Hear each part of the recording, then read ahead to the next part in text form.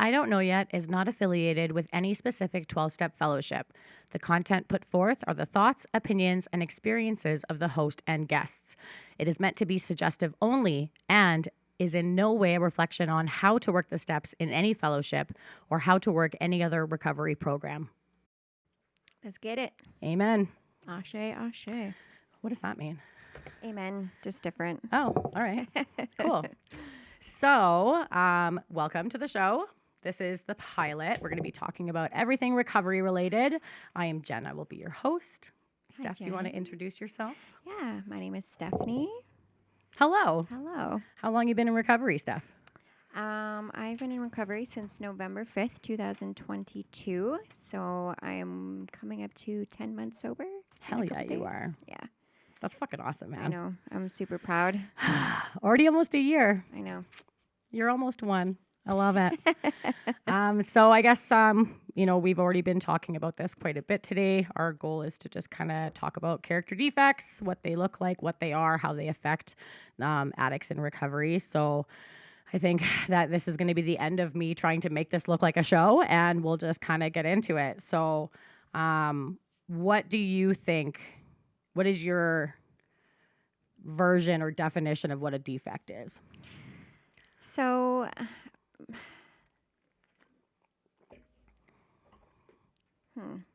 should I just read what it says on here? Whatever you're comfortable with, babe. So I had to Google this. I had to write it down. Just like I know what my defects are, but the definition that I actually really liked on the internet was a type of characteristic imperfection in the way a person behaves or thinks that prevents us from living our best lives. I thought that was pretty cool. Yeah. Yeah. I really like that. Yeah. What kind of defects do you think that you struggled with the most while you were in active addiction? The ones that I struggled with the most was denial, 100% denial. Denial that I was able to continue, having the, what's the best word to say that? Not denial that I was an addict. There was no denial there. I knew that I was a full-blown addict, and I lived in that misery, knowing full well that, I had suffered the consequences that I had, the actions that I had done put me in the spot that I was at. So the denial that I'm talking about is that I didn't need anybody's help to get sober and that I was going to do it all on my own. Okay. That was one of the hardest things that I had to deal with in active addiction. I think that's probably why I ended up being in active addiction for so long. Right. A lot of egotistic, tendencies, a lot of fear, unreliable, selfish, envious. I stole, excessiveness, manipulation. I blamed others for things. Definitely played God in my own life. Lying. Ugh, I hear that. Yeah. Judgmental, self-critical, self-pity, pride, impatient, greedy, vengeful, neglectful, competitive, isolating, secretive, rude, sarcastic, undependable, thoughtless, reckless, preachy. That is a long list, girl. Yeah. I Those feel are you. some of the things I that I feel you. And there I could have went on and on and on, you know what I mean? Right. Like when you're living in that kind of environment and around those kinds of people, those are the things that are normal, but like looking back on that now, it's that list is so long that it's just like, how did I even manage to wake up during the day and not get, punched in the face every morning by people around me? But it was just so normal at the time. Right. I think it's really funny too, like having been in recovery for over 3.5 years now, going in and really talking to people that aren't in recovery who don't have addiction issues about character defects, it's really hard to find. I've found it's really hard to find relation with those people, right? Because I'll go and I'll talk to somebody and talk about how I was stuck in self-pity or stuck in resentment or, needing that validation. And a lot of times the response that I get is, I don't think that's an addict behavior, right? I think that's more of a human characteristic, Human right? behavior, for sure. And I think that it's really important to be able to distinguish and differentiate that, yes, everything we're talking about is what's inside the brain of every man, woman, and child on the planet. But when you're dealing with an addict, these things are magnified, 100%, right? yeah. And that our brain functions differently and we don't think whole. And so we end up living our life only in defects, and it causes our life to become so unmanageable that we can't deal with anything. Our problems pile up on us, and then we eventually end up seeking out the solution in drugs and alcohol. So for me, getting sober, going through my moral inventory, I thought it was like, I still remember going through it with the woman that took me through it. And I remember the ego and the attitude that I had writing down all of these things that I was holding on to, blaming everyone else for my problems and why I was the victim, being like, show me where my part is in this, because I don't have one. And then when she said clear as day what my part was, I was like, but that's not fair, right? I think the hardest thing with that is literally just realizing that the things that were so self-serving at the time, that we had to take those things out of the equation altogether. Like, that's a tough thing to do, you know what I mean? At the time, they served us well. So having to change that and come up with a different way of how to manage our lives, that's difficult for me. But did they serve us well? Certain ones did. Certain ones did, yeah. Certain ones definitely. did. But how it's hard at the beginning to differentiate which ones you need to keep, which ones you need to minimize, and which ones need to fuck off altogether. You know what I mean? Right. Yeah. Right. Yeah, that's what I really liked about working with you. Of everyone I've ever worked with, everyone has been kind of like me, very blocked, right? Everything is everyone else's fault. Maybe I was to blame a little bit, but everything else is everyone else's fault. Everyone should feel sorry for me. I'm the victim here. And you went into it really, just kind of dove right in, right? Like, what do I need to change? What do I need to be aware of? And I think that that's a really cool trait about you that I've never experienced with any other woman in recovery. And I think that's something that I really want to note and want you to be aware of, how crucial I really think that was for your recovery and how fast you got well so quickly. Because when people refuse to be able to say, where do I need to change? That's when you have people run into trouble. And that's why there's so many people that really want this thing when they come into recovery. But then when they realize what's required to get the well, work that it takes, right? Yeah. Oh my gosh, how many people tell me they really want it, and then I show them what they need to do, and they're like, meh, maybe it wasn't that bad. Oh my God. I can't even imagine being in that kind of mindset. Like, I came into recovery and the willingness to want to change my life was always present through active addiction. Just the ability to not get to that point where it was actually possible. And then just coming into recovery and just having someone say, hey, here's what you need to do. Take my advice, and then you can live a life that I can live. And that's not just yourself. That's with everybody that I have in recovery. That's, my pillars. Right. So being able to kind of not pinpoint where my life went downhill, it was very detrimental for me to sit there and be like, I need to know what I need to fix now, because this is life or death for me. Right. So. And how do you know what the hell to change if you don't know what the hell to change? Exactly. Right. I remember going through the process of the moral inventory and having this woman working with me, taking me through step by step all my resentments, all my fears, all my sex conduct, all of my harms to others, and really going through this process. And we can talk a little bit more about each one of those. I think that would be really beneficial for people to hear about our experiences. But I remember, like, one of the biggest things that I took from the entire experience was I finally had a map of where I needed to go. So my entire life, I was bullied growing up, like really bad all throughout school, from grade 4 to grade 12, right? I never knew how to handle certain situations. Because of all that, I had a lot of defects of character, including like needing to be liked, validation of others, people pleasing, so that I had the approval, low self-worth, anything to make someone like me, became a very, very, very big part of my life. So being able to spend this very long process with another woman, sitting down and looking at all of these things that have been holding me back. I used to always, especially in active addiction, binging, being up for days, really falling into that victim suicidal tendencies, like really thought, like, why? Why do people treat me this way? Why is my life like this? Why can't things be different? Just getting that feedback is so important, right? Finally, looking over everything, I was able to say, oh, that's why my life is like that.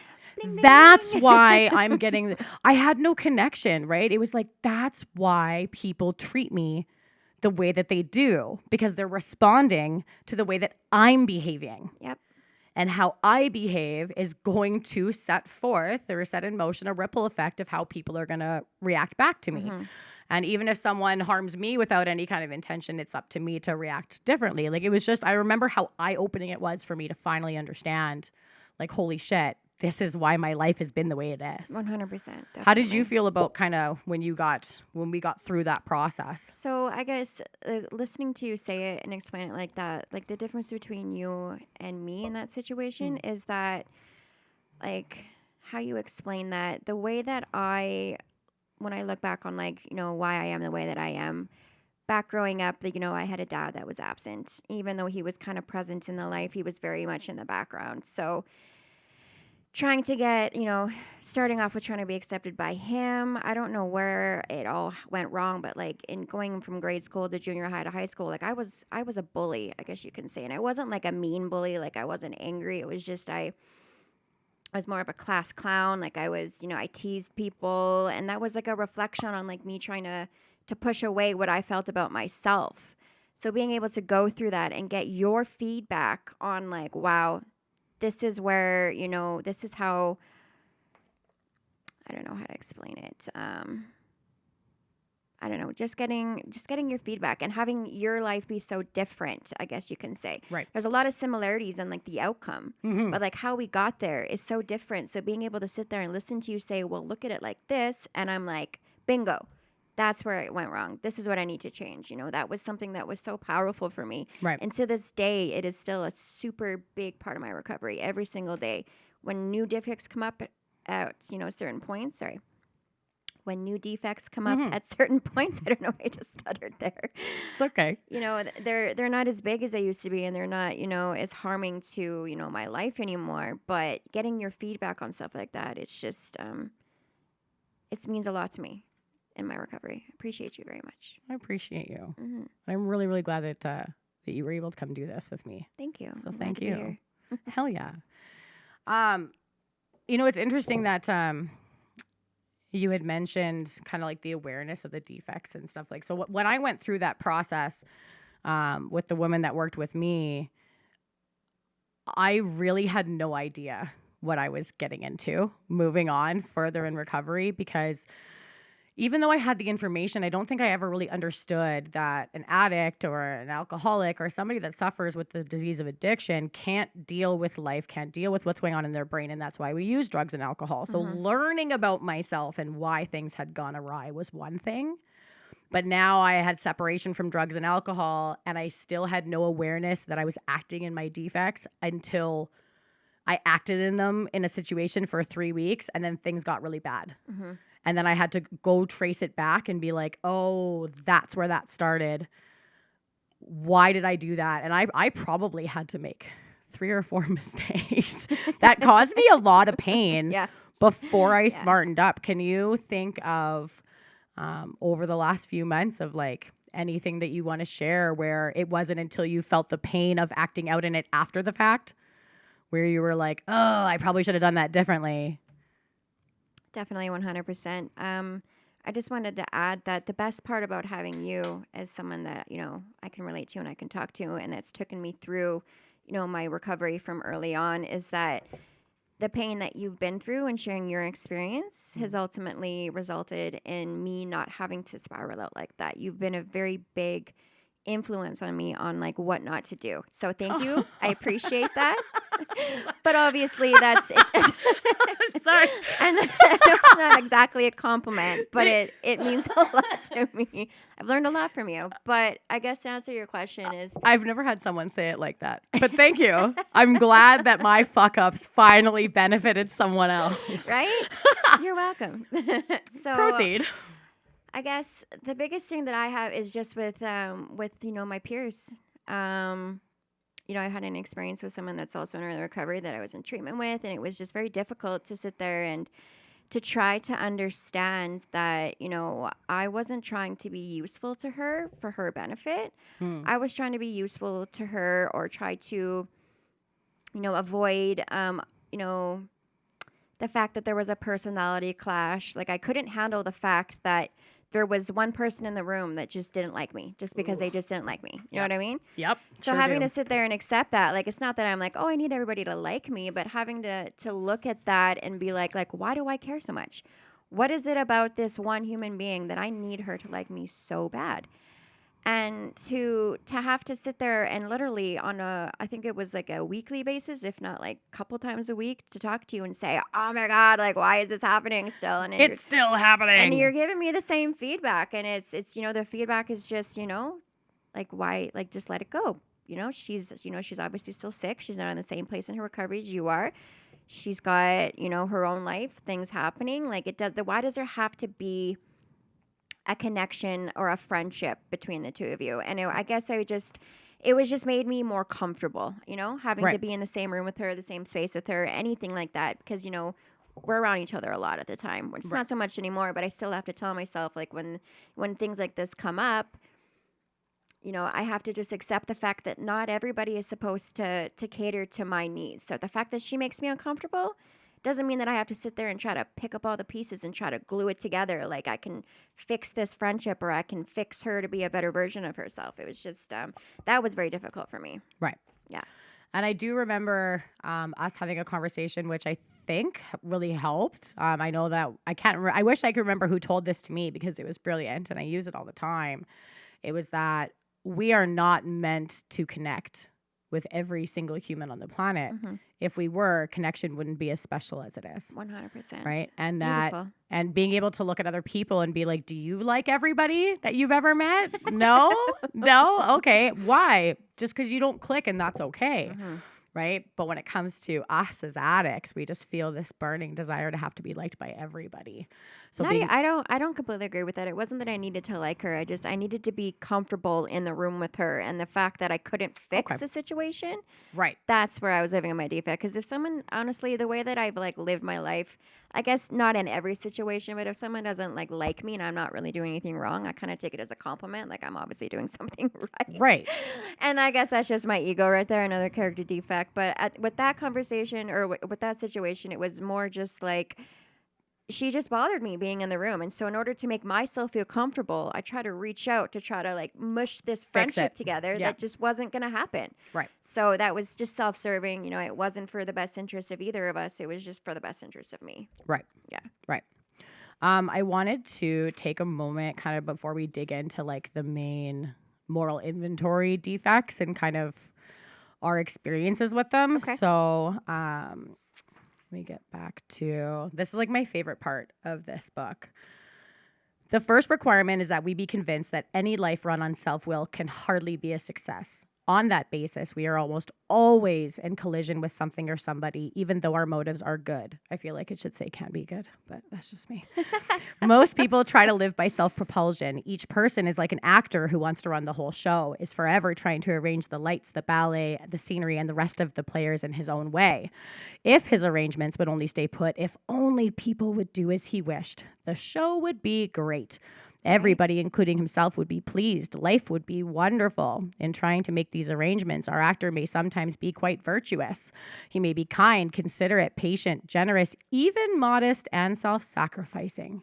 On the other hand, he may be egotistical, selfish, and dishonest, but as with most humans, he is more likely to have varied traits. What usually happens? The show doesn't come off very well, and it continues to go on. And what I think is really cool is that, and I remember going through this with you, and as I go through with all the women that I work with, I had no idea how huge this paragraph was going to be in my life. Mm-hmm. When I went through it with the woman that worked with me, I read it and I kind of just moved on, and that was it. And so now when I go back and I read this, the biggest thing that I see is he may be kind, considerate, patient, generous, even modest, and self-sacrificing. And I really think that hits the nail on the head for me, because I'm the type of person that people pleases, wants to get everyone's approval, wants to get everyone's validation. As long as everyone else is happy, then I can be happy. But does that actually make me happy? I never even found out. And so for me, one of the biggest, most surprising things about learning about defects, and I think single-handedly this really changed things for me, was understanding that kindness with the expectation of return is fucking manipulation. 100%. I think that was like hands down the most interesting thing that I have ever fucking learned.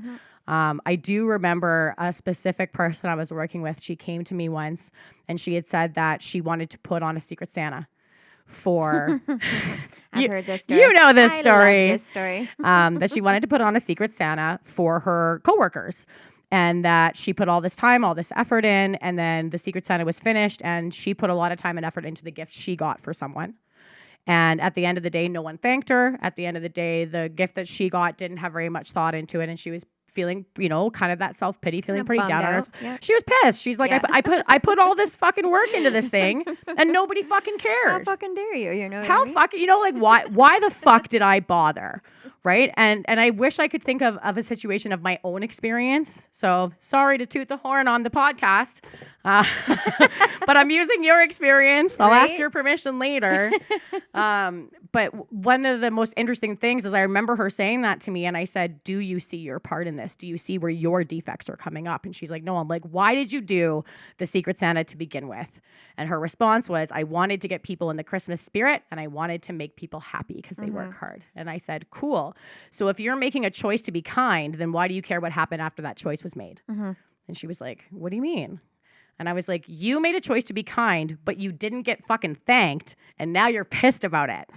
That's not kindness. That's manipulation. You did something with the expectation of a return. Of receiving something, yes. Right? Yeah. And so when we think about being modest and self-sacrificing, we think we're giving of ourselves, but really we're just trying to play the game. We're trying to do what we think people want us to do so we can get what we want in return. Exactly. And I think that single-handedly was like the biggest defect that I had to learn about myself is how often I give of myself because I expect a return in a certain way. Yeah, And for that's sure. been the hardest thing for me to change. It's something that I'm super aware of now. Can I ask you a question? Of course. Is she an addict? I don't know if I know this. She 100% is an addict. She's an addict? She's She- an addict in recovery? She is an addict in active recovery. She works really Amazing. hard. Okay. Yeah, and like I had my own experiences in different situations. It's the perfect example. It's a beautiful example. So I for use it sure, all the for sure. time. The thing with that, the reason why I asked you that question is, kind of bringing back to the topic of like how, normal people have these defects of character too, but like us as addicts, like it's not that like we take it, it's not like we blow it up and like, these things are just amplified because we're addicts. It's just that like we need that like validation and that acceptance in other people, right? As much as anybody else does. But at the same time, if we're going to sit there and try to like, to be the best version of ourselves and to actually grow in our recovery in this program, like those kinds of things need to be changed. They need to be tweaked. At the end of the day, it still would have been really nice for her to get a little bit of, a thank you. You know what I mean? Like that really 100%. sucks to sit there and be like, oh, okay. Like I feel bad for her. But at the end of the day, when something harms us like that, to be able to sit there and look at our part in something is super important for us to be able to grow, to accept, and to just move on. At the end of the day, she's the one that wanted to do that. It's too bad that people are dicks and can't say, thank you, you know what I mean? But it was self-serving, and to be able to just look at yourself in that situation Right. doesn't mean she did anything wrong. It just means that next time she gets to tweak that a little bit and her motives are different, and then the outcome won't be so shitty for her, right?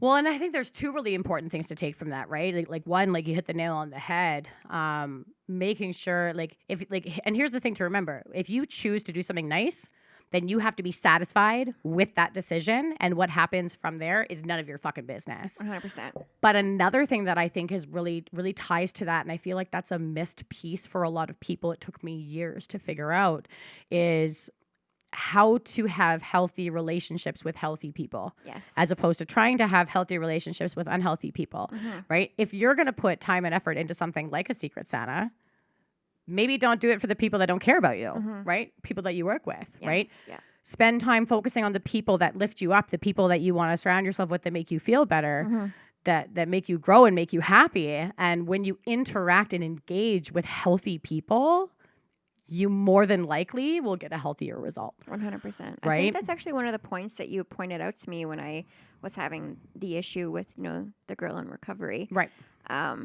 That why would I even want that unhealthiness in my life? You know what I mean? It was literally just for my own benefit. So at the end of the day, what I give her is my job, and then whatever I get back is none of my fucking business, right? That Right. was something that sticks with me every single day, because we don't get along with everybody in our lives, right? Mm-hmm.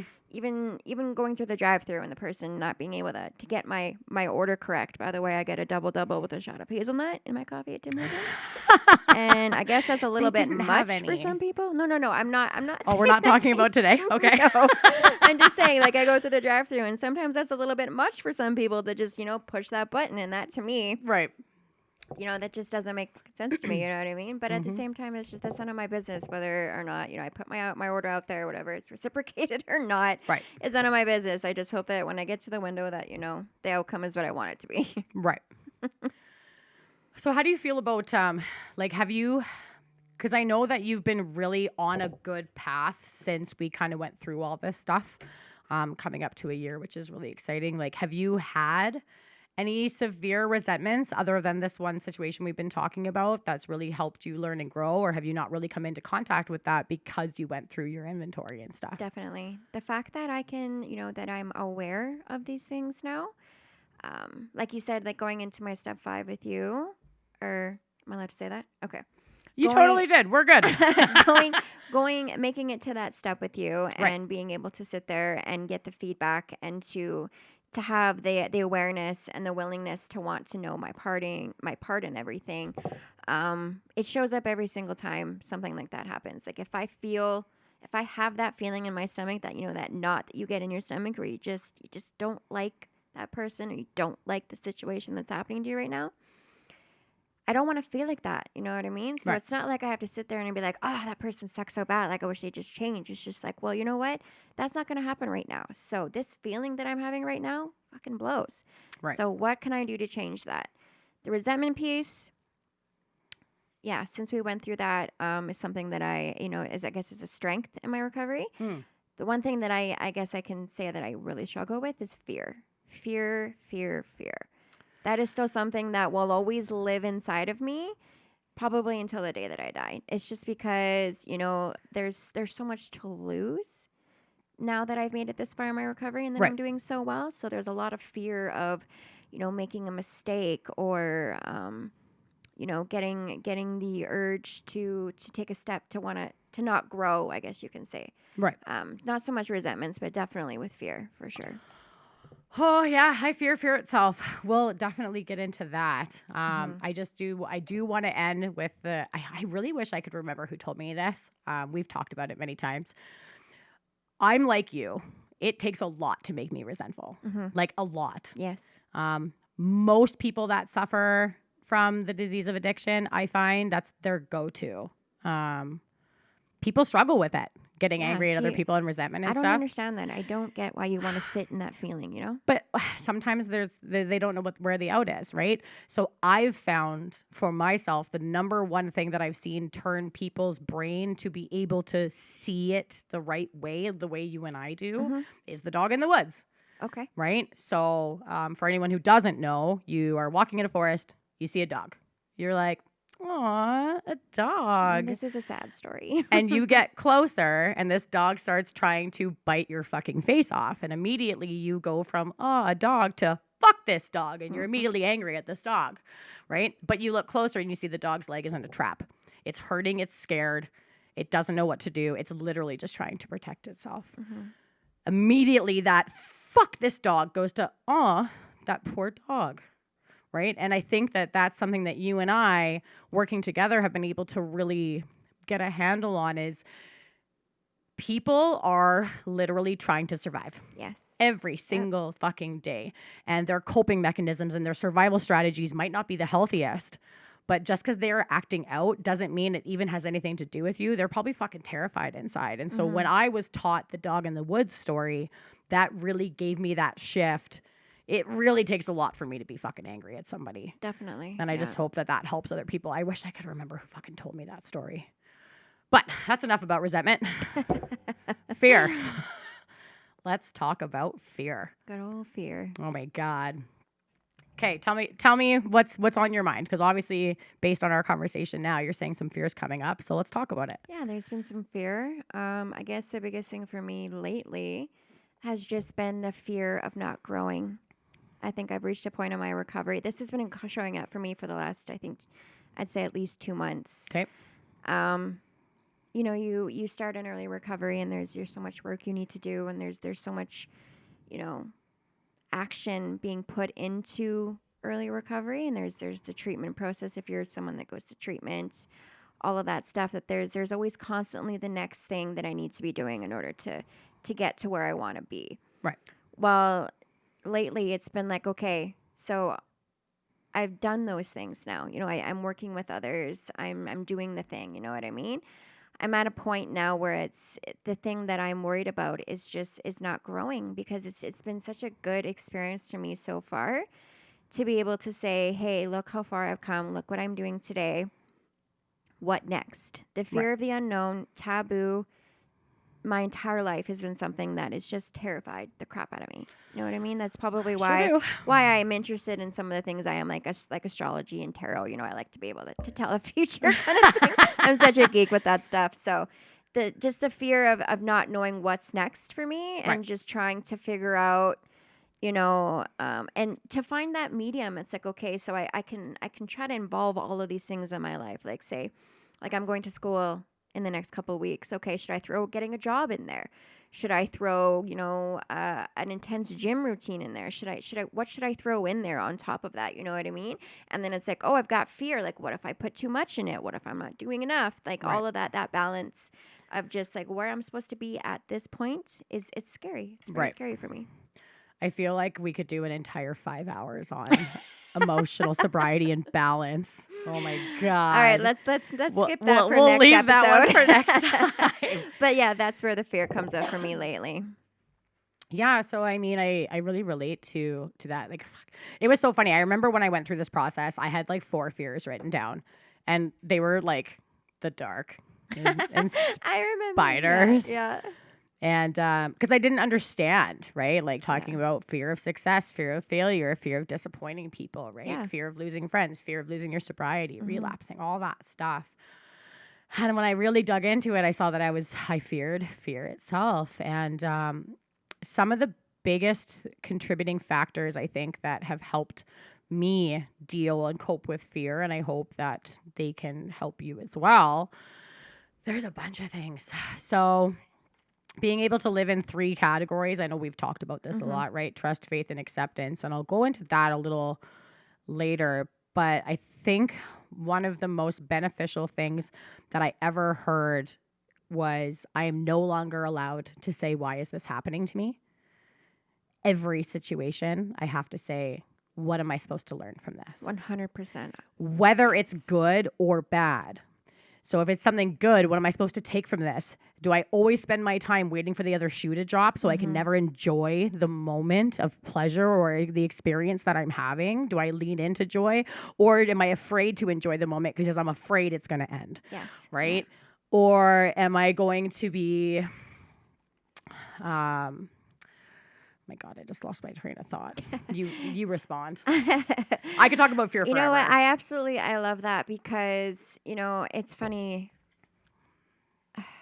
It's funny how we think we know ourselves so well, and then it takes another person to sit there and be like, oh yeah, that's right. I do know this, right? I do know the answer to this. So like, I take my addiction, for example, and I'm grateful for it. I appreciate that experience in my life. At the time, oh my God, most awful things happened to me. I put myself in situations that no, human being should want to put themselves into. But at the end of the day, there was always growing out of it. Right. I've always had that kind of quality about me ever since I was, teenager, and I was able to, fuck my life up. So as much as I was, to be able to shit on a situation, to be able to, to take a situation and, learn as much as I could from it and become a better version of myself when I come out of the other side. Right. I've always had that quality about me, and it's something that I've admired about myself, like this entire, experience. So being able to sit there and to have that fear of every experience that's coming into my future, and sit there and not look at it like that. Like, I can look at my past like that. Why can't I look at my future like that? You know what I mean? Fucking fear. Right? Isn't that awful? And see, the thing is I think that, when we get down to the nitty-gritty core of what an addict is, we're selfish, we're self-centered, we're self-seeking. That's where we start, right? And that's why we manipulate. That's why we play the victim card. That's why we try to blame everyone else. That's why our life is unmanageable. That's how the whole thing happens.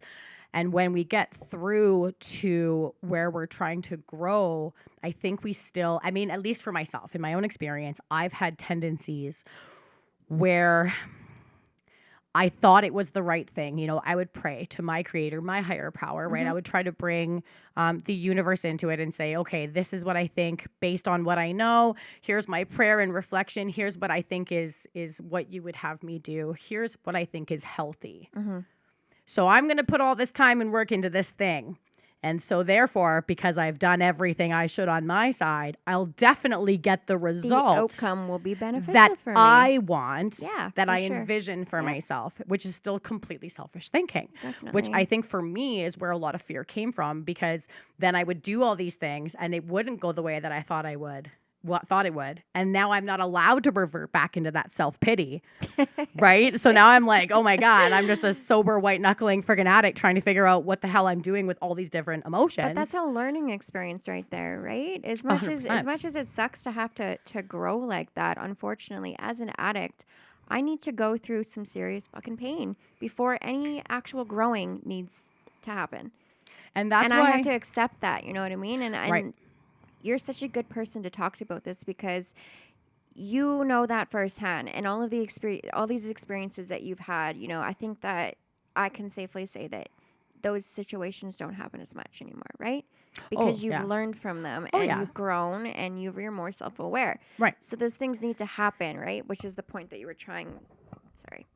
The point that you're trying to make is those things need to happen in order for there to be some growth, right? Right. So hopefully this will help you to alleviate some of your fear Yeah. with the complacency, which I don't see happening for you right now. You're constantly trying to get better, right? But when you stop looking at life as in, I need to be here because this is what I think, stop worrying about making mistakes. Stop having fear about if you trip and fall. That's literally what this thing is all about. I know. And that's literally where I thrive in my life. I don't know why it's a fear. You just We need should to make a few probably- more mistakes and you'll be fine. We should probably talk about this in another couple months. I'll let you know how it goes. It's probably going to turn out just great, like it always has. Well, and it's funny too, because like I remember the first time after I went through this process, I was living in the spiritual principles, right? I had my spiritual awakening. The universe, creator was on my side. Everything was great. And I had this fear come up that I did not know was fear until I felt the pain and the depth and the weight of not being able to see it. And I'll never forget, it's one of my favorite experiences that I can share with other people. I got promoted into a different position. And when I asked for that new position, it was because of a lot of external things. I was in a court mandated program that was really excited about the idea of me being able to start a path to a career, right? I have loving parents that I love very dearly. They were thrilled to find out that I was in the first step of something that could be a career. And I did that for 8 or 9 months. And I was so miserable. I hated getting out of bed. I was so depressed. It was the first time I can remember, because the beauty of living in recovery is we don't obsess about drugs or alcohol anymore. It never came back to an obsession, but I did think about it. And that was what flagged me to talk to my sponsor. And like I called her in tears being like, can we talk? And we got together and I sat down and she's like, how are you? I'm like, I'm good. How are you? Typical people pleasing. Didn't want to bother with my problems. I'm literally like, I'm good. How are you? And she's like, I'm good. And she talked like surface level shit for like a minute. And then she said, but how are you really? And I just burst into fucking tears. Yes. I still remember how shitty I felt when I had that conversation with her. And I'm so grateful to her for being able to sit there. Because that was the third time I crashed over 2 years where I just was like, everything was so heavy and I didn't know what to do. And so she said, we have to sit down and rip your life apart piece by piece. Let's look at everything that you're doing. And it wasn't until the very last thing, 6 or 7 hours in, thank you for that time, 6 or 7 hours in, where I discovered that I fucking hated my job. Yeah. I absolutely hated my job, and I was only doing it because everyone else wanted me to. And so the fear of being able to stand up and say, I don't want to do this anymore, and potentially lose my job, like that was terrifying. And I remember the first time I acted in the opposite of fear, which is faith and with courage, right? Being able to go and talk to my boss and say, hey, I fucking hate my job. And I had no idea that being able to have faith and courage that if I stand up for what I think is right, that things will work out no matter what that means. Whatever that looks like. I could have been fired. I could have been stayed in the same position and had to make the choice to quit. Like, who knows? In my specific situation, I stood up because I'm in recovery and I work my ass off and I'm a pretty good employee now. I ended up getting another promotion. Yes. Right? But I never would have had that if I didn't have courage and faith to do that shit. You also wouldn't have had that if you didn't go through that absolute pain that you needed to go through. 100%. If you were just coasting by and you were like, yeah, whatever, I go to work every day, I get paid, people are happy, cool. You'd still be where you are right now. But if you hadn't have had to go through that absolute, just devastating, like, why the fuck do I hate my life so much right now? And then to have someone actually know you enough to want to go through your life to be able to fix that, that one little thing that you didn't even know was a thing. Right. That's huge right there. And I love that about being an addict, is that sometimes shit like that needs to be as extravagant as it is in order for us to change it. Did you know that there's a name for that? I saw it on a video one time. There's actually a name for it. Oh my God, what is it? The premise is that you're It's not like a psychopath tendency or something. No. Okay, good. Oh my God, I was like, No. So the premise is like mediocre is the absolute worst place to be, right? Because if things are just okay, you're never gonna change anything. You're not growing. You're better off being fucking miserable because that'll push you to change to open new doors that'll be way better. The worst place you could be is just kind of center. I think that's what separates, like, we're talking about character defects, bringing back to that, like, how normal people have them too. That's what literally separates an addict, and maybe not in every situation. I'm just speaking on, like, behalf of myself and behalf of your story that we just heard, that it takes that kind of shit for us to change, literally. In order for us to change, it's not like, okay, yeah, like, I guess I need to change. Let's maybe do something about it. It's like, no. Things are fucking terrible. I need to do something about it. You know what I mean? And I like that about myself. Not at the time, obviously. But I feel like I do the most growing in that situation. Because if I'm not uncomfortable, I'm not growing. Get comfortable being uncomfortable. 100%. That's what I teach everybody from day one. If it's comfortable, you're probably doing it wrong. I get myself one of those little stress balls. Like, I don't know what the fuck I'm doing, but I know something magical is happening because this fucking sucks. Oh my God. Yeah, fear. Yeah. I think it's really important to remember too, right? Like, you never know why it happened until later. Yes. Right? Yeah. Whether it be a day, a week, or 15 fucking years later, like, you're never going to know why it had to happen. So I think that when we talk about fear, trust, faith, and acceptance are the three key things that have really helped me going, right? Trust that if I'm doing the things that I think the universe would have me do, the next right thing, things will work out. Acceptance that things are going to turn out the way they're going to turn out, no matter what I want them to or not. Like, just accept what is and have faith that everything is going to work out the way it's supposed to. 100%. Even if it's not the way I want it to right now. Because 99 times out of 100 so far in recovery, I can look back on other things and be like, oh, I'm so glad that happened now. Yeah, I was just literally going to ask you that. If you would have it the other way where it's just like, oh, yeah, I know what I need to do. Let's just get that done and then everything works out. Obviously, at the time, it sucks. But do you think that you would be the same person you are today, or that you would take as much out of experiences if you didn't have to learn things the hard way? What a waste of a life. Right? What a waste Honestly, of a life. I don't think I would have it any other way. As much as I just said, it really sucks right now. And don't worry, I'll remind you next time you go through a hard time that we had. I'll play this for you. You too there, my love. That's the coolest thing about having, I guess, a higher power, like you said, God, creator. Like I call mine. I think it's. I don't know why this one. doing this. I did, and it's this one maybe. Oh, it's this one right here. We're having some technical difficulties. Okay, hopefully he can do some magical editing because I don't fucking remember at all where we were. The pain of growing. Oh, yes, the pain. Oh, yeah. How fucking boring would life fucking be if everything we ever wanted we got, if everything that we ever tried to work towards came easy, right? There's actually this, oh no, I've covered it up. I don't remember. There's like this amazing thing being like, I prayed for courage. and God gave me the opportunity to be courageous. Yes, Right? I yes. prayed for patience and God gave me the opportunity to be patient, right? I prayed for love and God sent me troubled people to help. Like all of Yes. these things.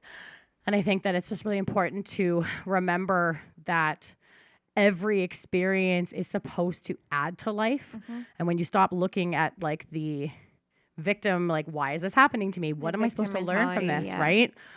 That really, really is a game changer. And sometimes when you're emotionally attached to something, are you still having issues? I'm just trying to make it so I can just sit here and talk into the mic. Perfect. I'm so sorry, you guys. No, you're Technical good. difficulties. All right. Yes. Do you want me to lift it up here? Like lift it. It Like, needs to be loosened right no, here. no, no. Just lift this part. Oh, I got it. I got it. I got it. You got it? Yeah, I got it. There we go. Perfect. Amazing. Go. Don't breathe on it. All right. Yeah. So I mean, I think that sums up a lot about fear. I think the biggest thing for me to remember is that, like, I heard this video once of someone saying, like, we are these celestial beings, right? We are these spiritual beings having a material experience. Oh, yeah. I Right. love that. And when you're going through hard times and you're blocked by emotion and things are clouded, and sometimes it's hard when you really want something to be a certain way, you don't get your way. It can be quite disheartening and it can really, really hurt inside, you know, heartbreak, and whether it be a breakup or you lose somebody, right? Somebody passes away. Like there's so many things that can cause all these things to make us question our, you know, faith and question all these things and become afraid and whatnot.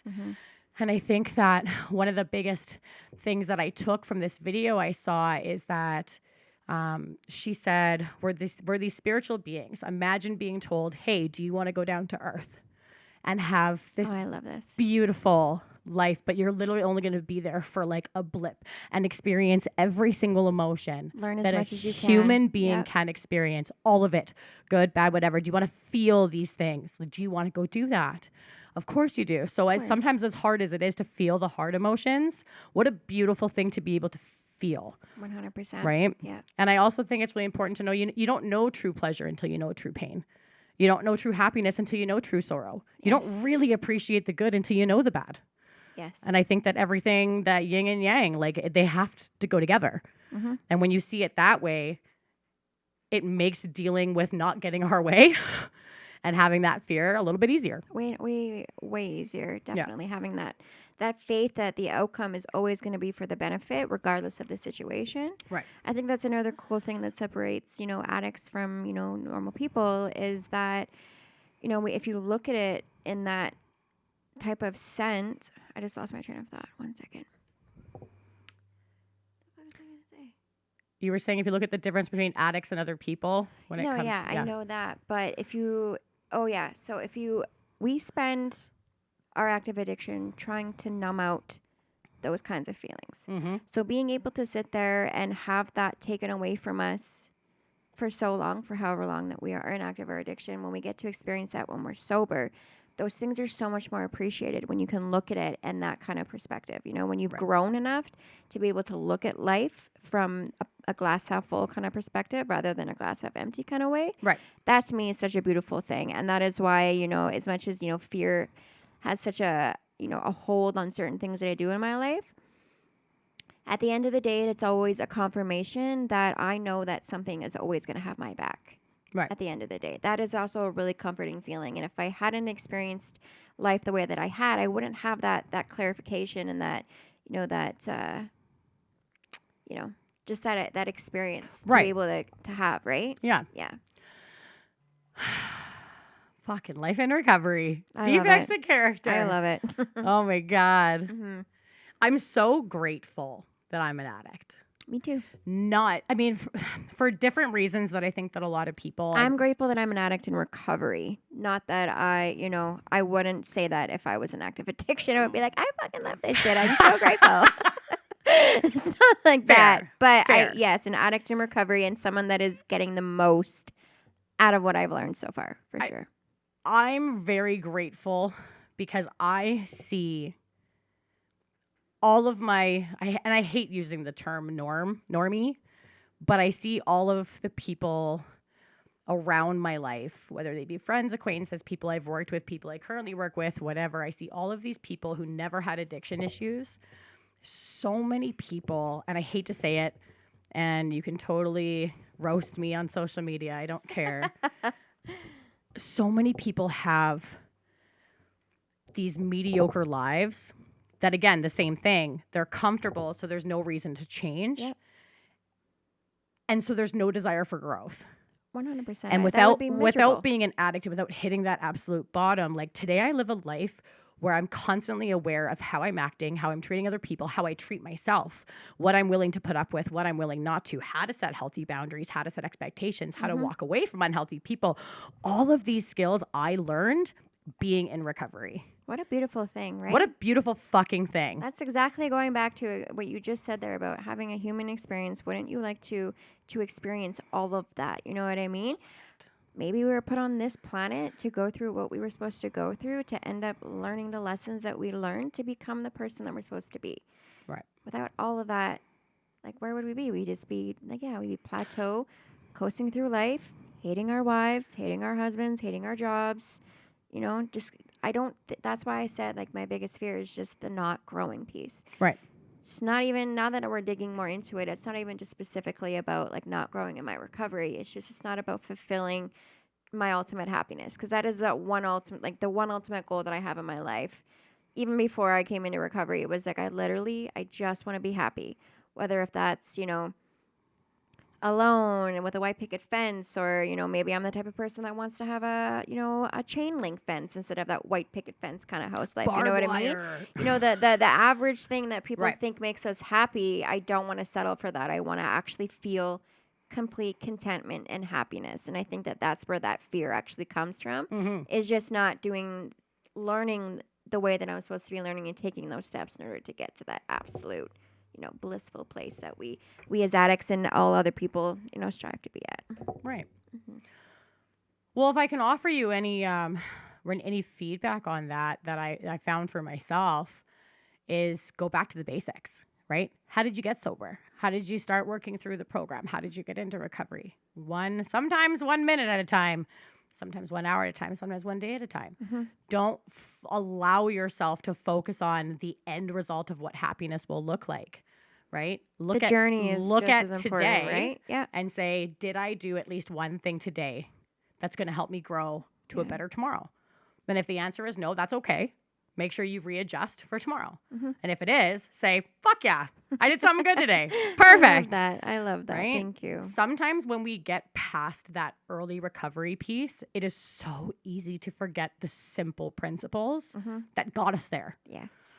1 day at a time, 1 minute at a time was something I used to repeat constantly in my first 6 months of recovery. And it's something that doesn't come up nearly as often as it used to. Yes, definitely. Right? Living presently in that moment is such a key thing for me. You're right, definitely. And being able to, you know, not jump into morbid reflection, right? What another great defect, right? Did I hit the mark today? I wanted to do something to grow. Did I do it? No. Oh, poor me. I didn't do it. I should just give up on everything. Yeah. Or I didn't do it. Let me just accept that it wasn't today. How do I change tomorrow? And just readjust and keep on fucking trucking, right? Acceptance is literally probably the number one, you know, asset an addict can have in their life, is acceptance of where you are. If you're doing the work, God will take care of the rest. 100%. I literally tell myself that every single day. If you're doing the work, God will take care of the rest. I love that. Thank you. I feel like that's a really good place to end it. Or is there something else you wanted to talk about? Want to talk about sex conduct? Sure. Okay. Just a little piece on there. Little piece on there? Yeah. What do you want to talk about? I don't know. I guess maybe being in like early recovery, I guess my outlook on that is different than it is now. Mm-hmm. You know, it wasn't until I you know, went through certain things I did with you, talking about it, that I realized that it's not just about, you know, having, you know, sexual relations with another human being. It's literally how I treat the opposite sex in general. That to me, it's not so much as it blew my mind. It was just like, that really made me think, like, holy crap, like, what is it that I'm going to need out of my life going forward, learning this kind of lesson? Right. And, you know, what was it? Why don't you say what you told me when we were talking about this topic? I really liked what we... Yeah, so I mean, sex conduct, right? Talking about how we treat people of the opposite sex. I didn't realize that sometimes I used my sexuality to get what I like. I didn't even realize. I never thought I was that kind of person. Yeah. But if somebody really liked me, I would 100% use that to my advantage to get something from them. Yeah. Right. And when I first went through this process, I didn't understand that was, again, selfish, self-centered, self-seeking, a form of manipulation. Right. Being able to go through the sane, sound sex ideals is one of the greatest assets that I have today in recovery. Being able to actually say, I have one for family, friends, relationships, situationships, hookups, one night stands, whatever it is. I have different areas, right? So when we're looking at how we treat people of the opposite sex, it's not just how we treat them, it's also how we feel about ourselves, which 100%. causes us to act that way, right? So with these ideals, being able to put on one side, what qualities do I need to bring to the table to offer a healthy relationship? And on the other side, what qualities do I need in someone to be able to have a healthy relationship with that person, right? Having these things that are non-negotiable and being able to say, if you don't offer me these things, then this is a situation that I will not participate in because I said these things are really important. I've had so many experiences, at least 3, of dating people early in recovery in my first 2 years where I went through this process, wrote down my ideals, dated somebody, it fell apart, I got resentful, I got butthurt, and when I went to go look at how it all happened, everybody's like, that was your fault. And I'm like, what do you mean? They're like, look at your non-negotiables. All the things you said were really important to you in a relationship. This person didn't have those things. Like, And what are you talking about? It didn't work out. Like, I know. And you're fucking surprised it didn't work out. Oh my goodness. Right? But the really cool growth part about that was not even the fact that it didn't work out and then I had to let go of my resentment. It was for me learning that I inflicted unneeded harm on that man by selfishly inserting myself into his life when he didn't have what I wanted. And that's what I think my favorite part about having that conversation with you was that blew my mind. Like, I was like, oh my God, that's insane, right?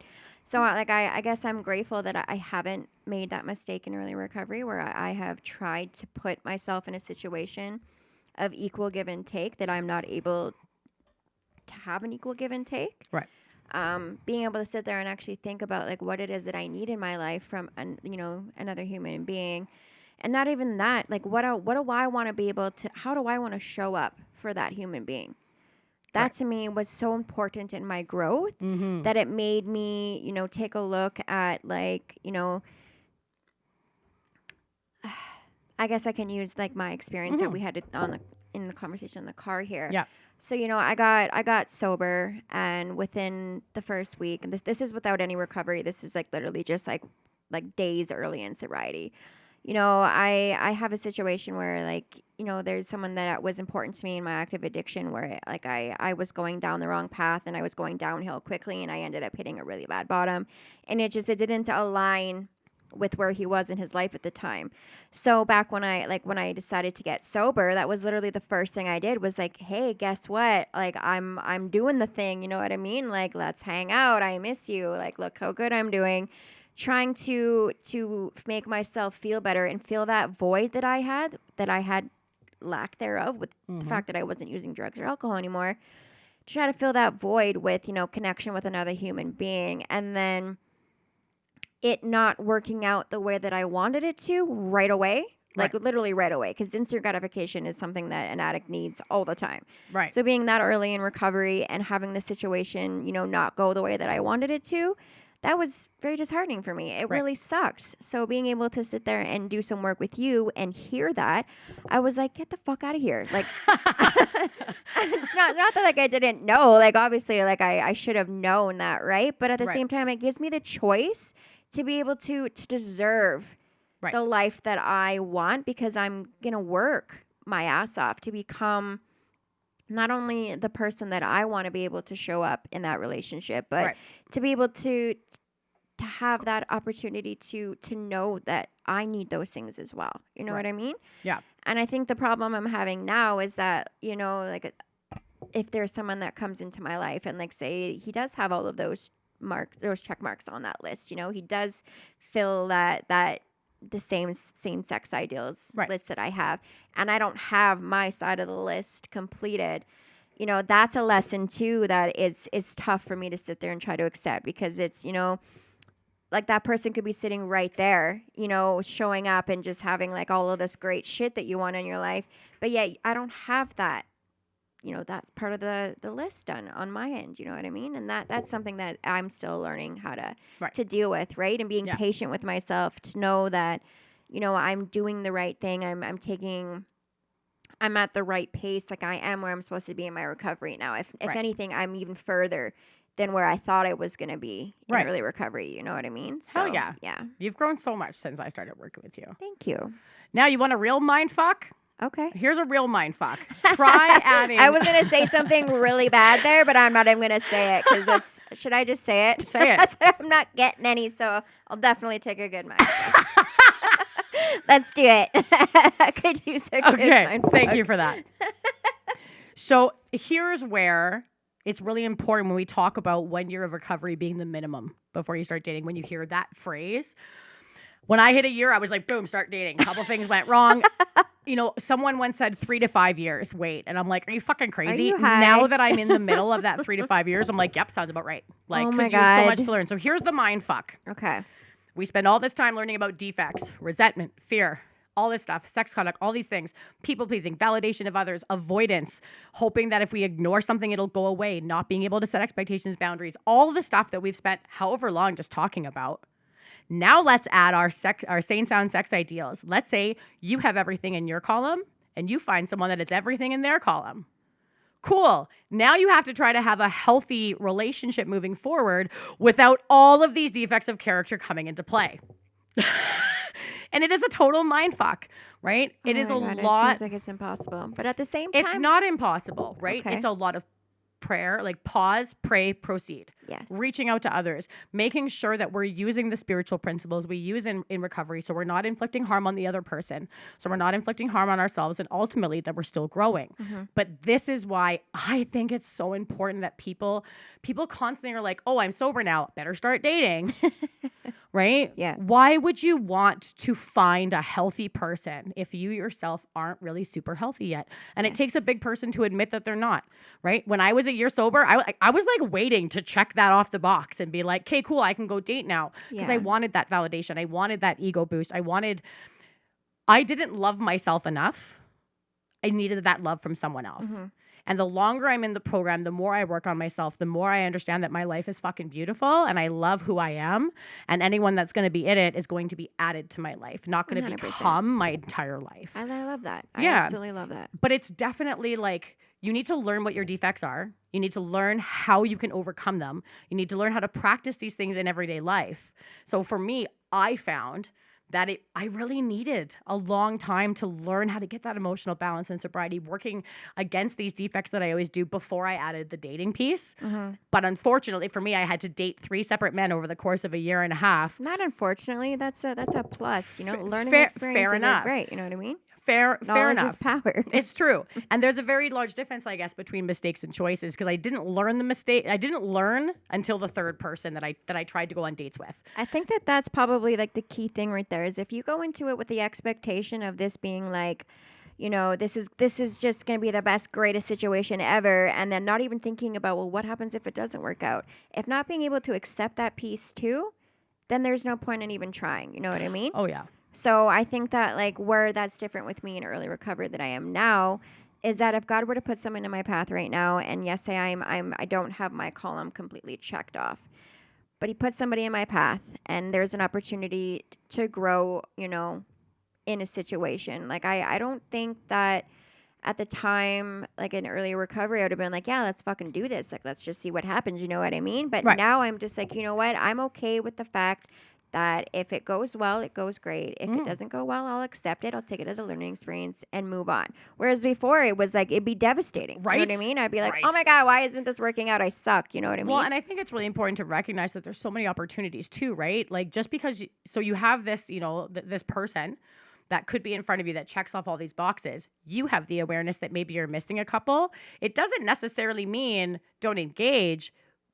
But at the same time, you're able to now look at it and you could use that as a motivating factor Yeah. to check off your boxes. 100%. Right? Oh my gosh, there's a really healthy person here. It's time to push myself to the next level and get all of the things that I said were really important to have in If myself God is to going to engage. put somebody in my path, if He were to put somebody in my path right now that was that experience right now, I wouldn't sit there and be like, oh, I don't have all of my boxes checked off Right. in my column. I might as well just, not even entertain the idea. You're definitely right. Like, why not take the opportunity to try to have some motivation and grow? Right. That's what I like about being in recovery that I am now. And I can see myself getting to that year. And it's like, well, what if I don't have those boxes checked by 1 year?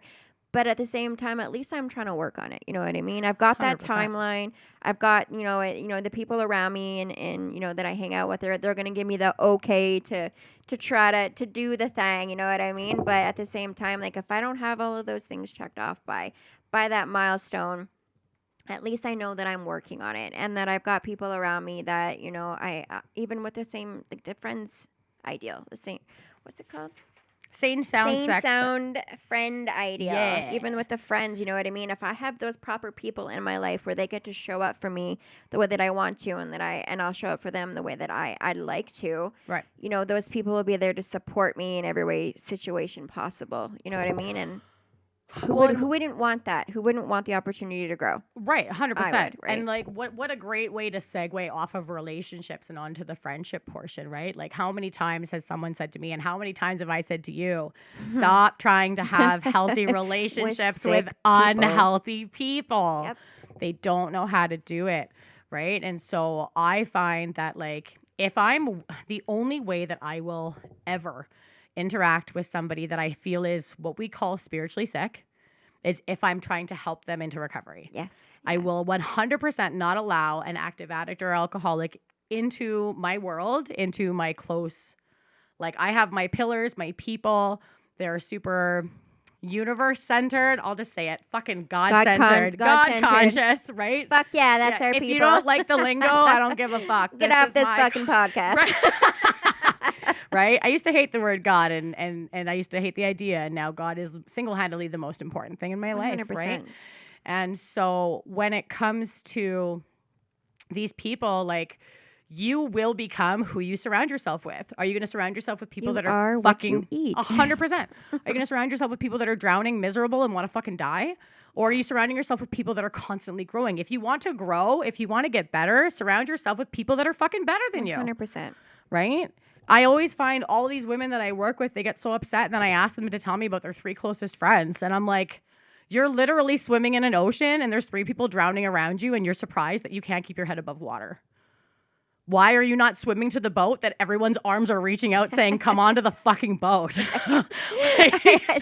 It doesn't make any fucking sense, but we've all done it. We've all been there. 100%. And it takes that knowingness and suffering from that experience in order to be like, holy fuck, I don't want that. Because if you haven't suffered from that, experience in any way, shape, or form, a relationship, a friendship, especially in recovery, you're not going to have the difficulty of knowing what the outcome is. So then you're going to sit there and you're going to keep trying to be that person that, Well, I think, and what's also really important to remember is if you've never had a healthy fucking friendship, you have no idea what one looks like. Yeah, for sure. Right? Which is why it's super important that we really put on people, come out with us. Come hang out with us outside of talking about recovery. Come spend some time. Let's go do something fun. How often do we go out to the lake or to go karaoke or, go do all of these things, right? It wasn't until, because I remember talking to the woman that was working with me and I remember vividly saying, I don't have any friends that are in recovery. Like, I don't know. Did she laugh in your face? No. No? No. Okay, she totally listened to me. And she's like, what do you mean? And I'm like, I don't know how to make healthy friendships. I've never fucking had one. Like, I've had 1 or 2, right? Sorry, besties. Like, I've had 1 or 2, but long term, for 25 years, these people were my friends. How do I make new friendships kind of thing? And so I talked to my sponsor about this. And she literally said, come with me. Let me introduce you to good fucking people. Yeah. And brought me with her into this community. And now I'm a part of these God-centered people that have my fucking back, that never judge me, never do anything. These people will help me no matter what. Yeah. And now all I do is work with other women and say, come with me. Let me show you what good friendships look like. That's why I asked you, like, did she laugh at you? Is because, there's so many women that we see on a regular basis just out in recovery. Like, everybody's got the same we've all got a common goal. Right. The way that we get there is obviously not going to be the same, but there are so many opportunities for me to reach out and to find those kinds of people.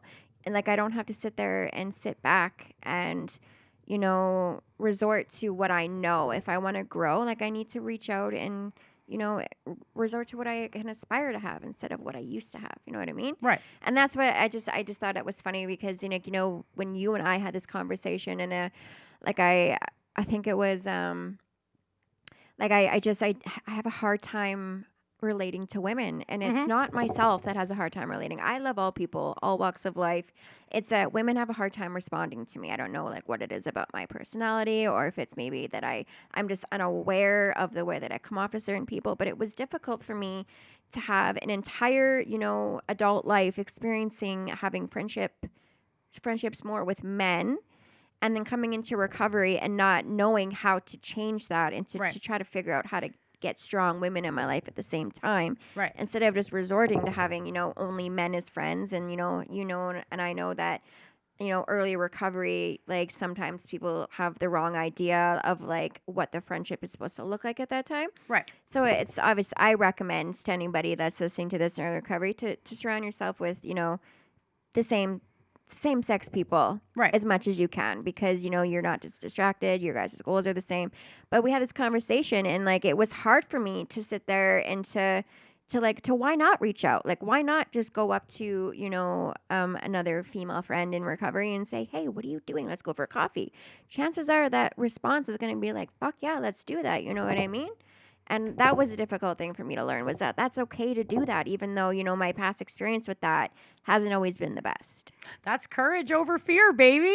Yeah. Look at you working against your defects. Good learning experience, right? That's awesome. Yeah. This has been amazing. Yeah, this has been really good. I feel like I needed to have this. Me too. Yeah? I feel like I actually learned a lot just being able to sit here and shoot the shit with you. Yeah, this is great. I miss Amazing. I miss you too. Well, we should get back to meeting up a little more often. Yeah, definitely. Let's not make the audience feel like we never see each other every single week still. It's just every single fucking It's different Monday. now that we're, you know, that we worked together, like, you know, constantly for as long as we did, and now that I'm working with other women and you're working with other women, like I still get to see you as much as you know I did before, but it's not as interactive like this is, right? Right. So I'm very appreciative for this. Have to change that. Yeah. All right. So I guess this is like a good place to wrap it up. So I just want to say thank you so much for coming to help me try to pilot this thing. No idea how it's going to turn out. This is going to say episode 1, isn't it? Episode 1, the pilot. The pilot. Love it. Still don't know what I'm going to call it yet. So we'll see. It's been my pleasure. But I think we should end it with what you were. I think so too. All right. And I think it's really important that I tell everybody, right? And I plan on ending every episode with this, is it's very unfortunate, right? Recovery is not for people who want it. And it's not for people who need it. Recovery is simply there for those that do it. So get off your fucking ass, get to work with somebody in recovery, and have a beautiful fucking life. Fucking do the damn thing. Fucking do it, because it's fucking good. Love it. Awesome. Thanks, All babe. right. Have a good night. Mwah. Mwah.